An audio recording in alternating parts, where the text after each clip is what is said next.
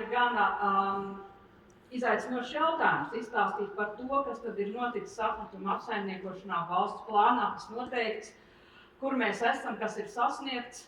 Diezgan sausa runa un diezgan sausi fakti ir jāmin, bet es mēģināšu uzsvērt, kas tad ir pats svarīgākais, jo, manuprāt, pati konferences nosaukums un pats šis te apakšmotīvs, aprits ekonomikas ambīcijas un realitāte ir gan būtiski, jo cilvēkiem ir jāsapņo, sapņiem ir jābūt augstiem, tāliem, ir jāizvirz sev mērķi un vislabākais, ka viņi ir ambiciozi.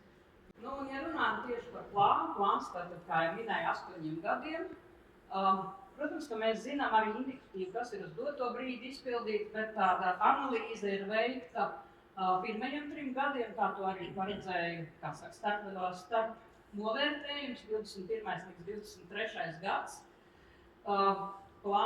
Plāna atskaita ir gana apjomīga, bet, lai saprastu, kas tur ir iekšā, kas tad bija tie mūsu mērķi.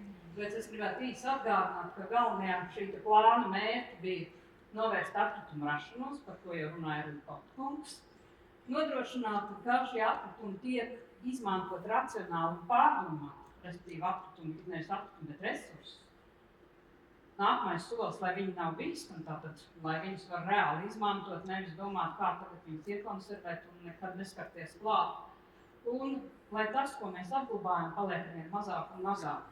Jo 6 direktīvas, kurās ir konkrēti cipariskie mērķi, tiesa, dažās no tām šie datumi ir 30. 35. gads, bet, lai nonāktu līdz 35. gadam, mums kaut kas ir jāizdara jau līdz 28. gadam. Tā kā ielikt viņi ir, tie ir visi rādītāji,